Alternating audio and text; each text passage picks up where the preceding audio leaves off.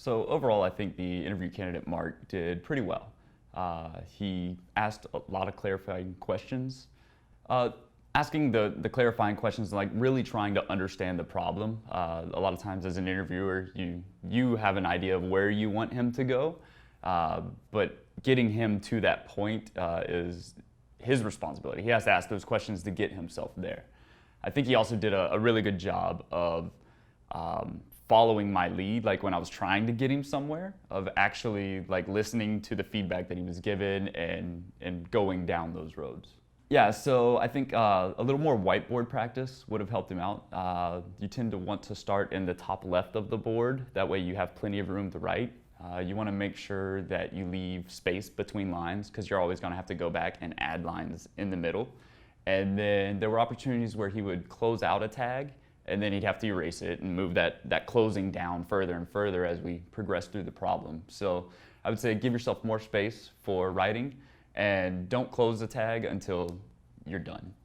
So the teach me something in 5-minute question, I really like that one because as an engineer, you're constantly having to teach your fellow engineers. There's not an engineer on the face of the earth that knows everything about everything. So they're constantly helping each other.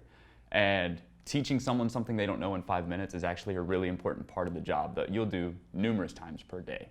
So I asked about what interested him in web development and what he was excited about coming down in the future. And that's a question looking for passion and drive. This is a career field that's constantly changing, and if someone's not passionate about the field or the product itself, they're not going to remain on the cutting edge. So it's a question designed to determine if they're going to be someone that will stay educated and remain at the cutting edge the whole time they're with your company.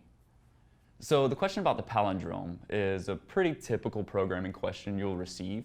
The interviewer is not too interested in whether you can actually solve the problem. They just want to see if you can think like a programmer and if you understand the basic syntax rules of the language being used. So the image carousel question is another basic programming question that's just it's pretty simple. So we're just trying to get the candidate warmed up at that point and get used to writing on the board. And once again, we're just trying to see if they think like a developer would within the role they'll be fulfilling. So the question on closures is actually the one question that I was actually testing the candidate's understanding of the language on. It gets pretty low level and we ask some deep questions that really let me know whether the candidate knows what's going on when they're writing code.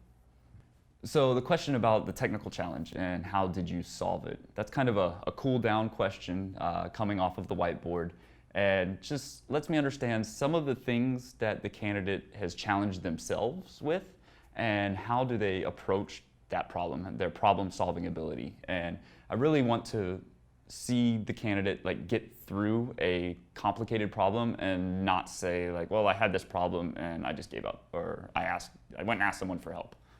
Overall, the tone was good.